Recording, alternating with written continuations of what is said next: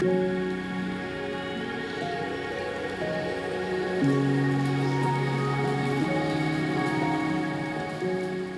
afternoon, everyone. I am Quentin Guimard, PhD student at Université Côte d'Azur.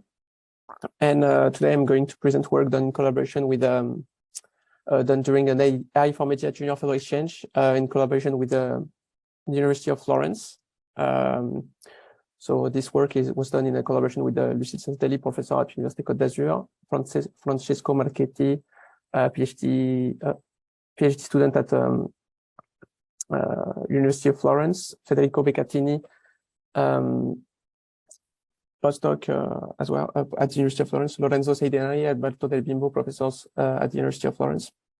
So this work was also presented at the ACM Multimedia Systems Conference 2022 and was rewarded with the Best Paper Award.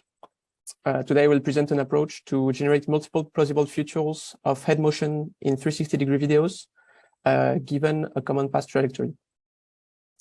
So immersive media is getting more and more popular with accessible headsets, and it offers new ways of telling stories for immersive cinema, high quality training, many interesting and exciting new applications.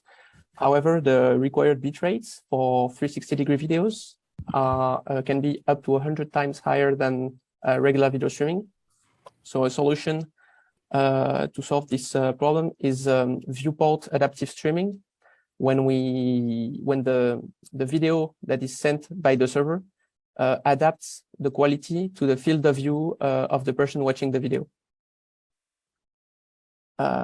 This requires to predict where the person is going to look in the near future, and existing prediction models are limited by the uncertainty of human head motion, and very few models have considered this characteristic so far, and this uncertainty of the data can lead to degraded performance and overfitting of the prediction models.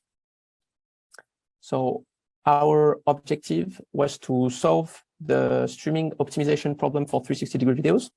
So it is a complex problem which involves considering the quality of experience based on the quality of the segments that we send, as well as the buffer level and the downloading time of each segment.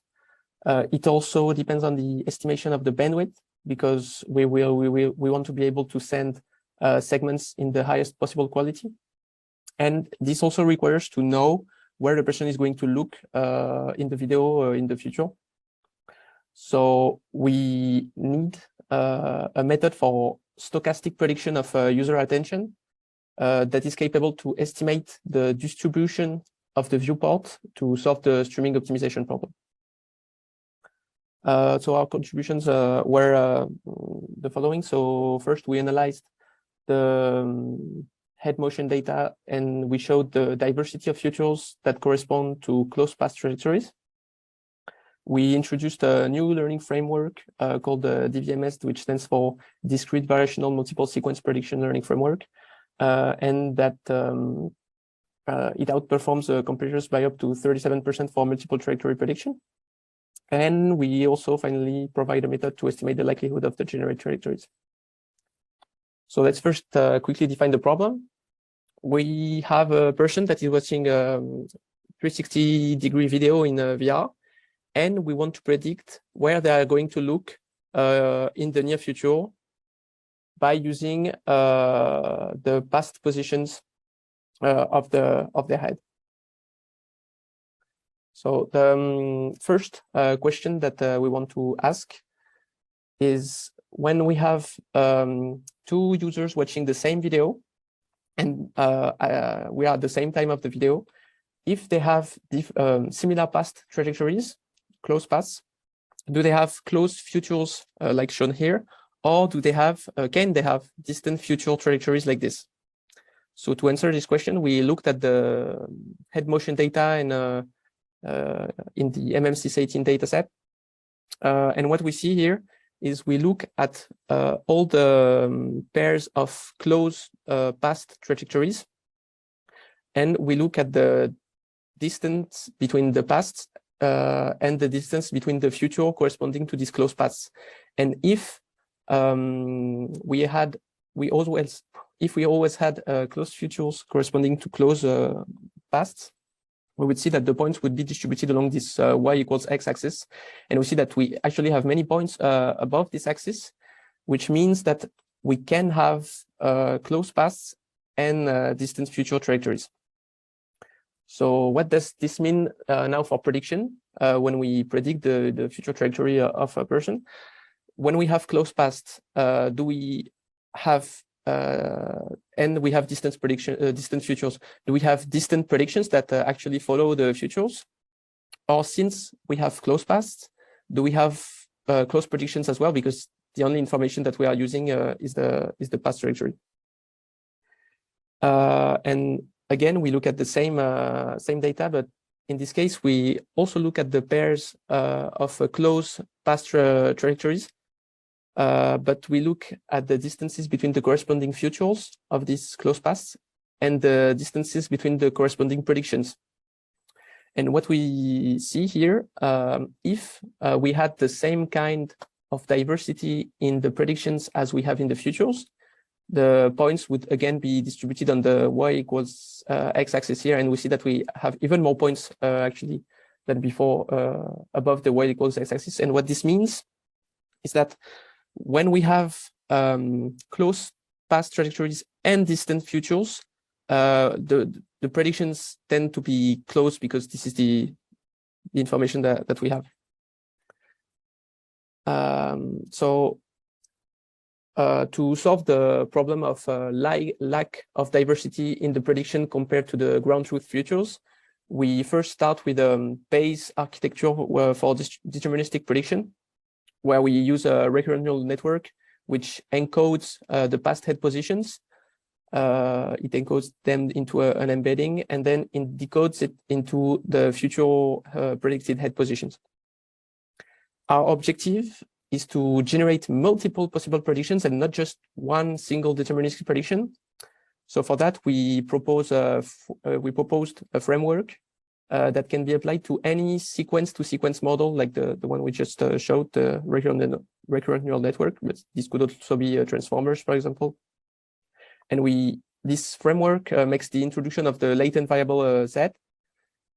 And this latent variable is fed into the model between the encoder and the decoder to be combined with the past embedding to allow for the representation of multiple modes of futures given a common past.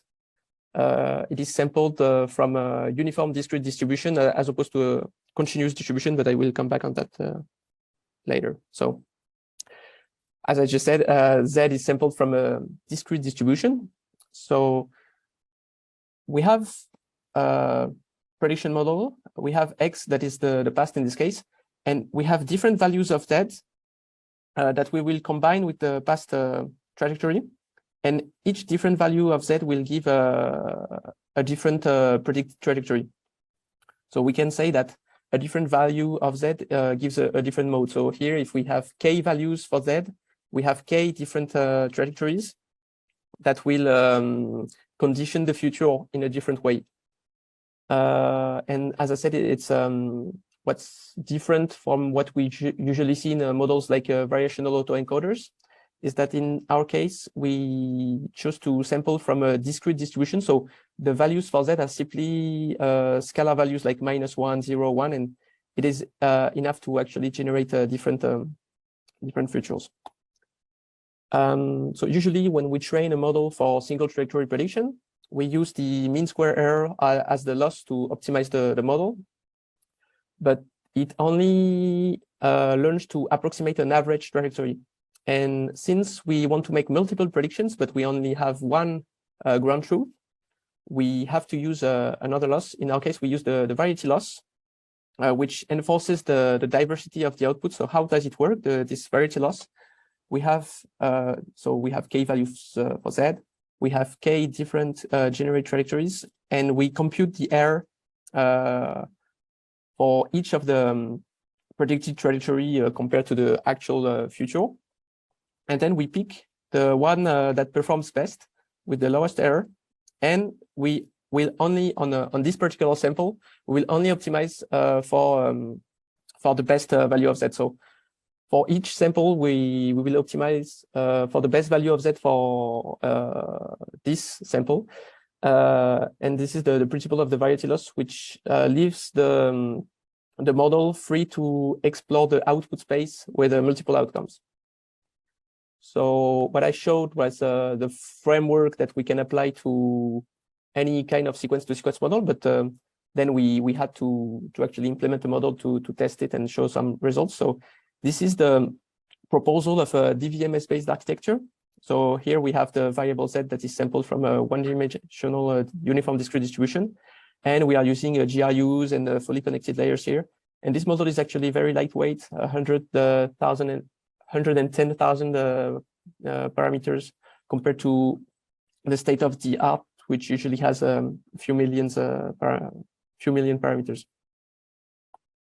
So DVMS, how does it work? What are the kind of output that we get? So here we have an example of two people watching the same video. They are at the same time of the video, and in yellow here, you can see their past trajectory. So they have very similar pasts.